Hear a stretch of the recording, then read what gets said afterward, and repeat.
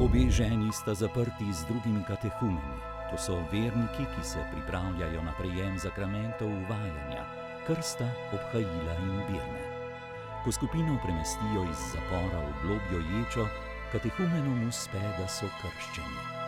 Nekega dne Perpetua, njeno ime pomeni večna, doživi videnje Kristusa, ki ji da skrivnostno hrano, sveto obhajilo, ki naj bi jo okrepilo za njeno zadnje potovanje. Perpetuin oče, ki obupan želi rešiti svojo hčer, jo obišče v ječi skupaj z njenim otrokom.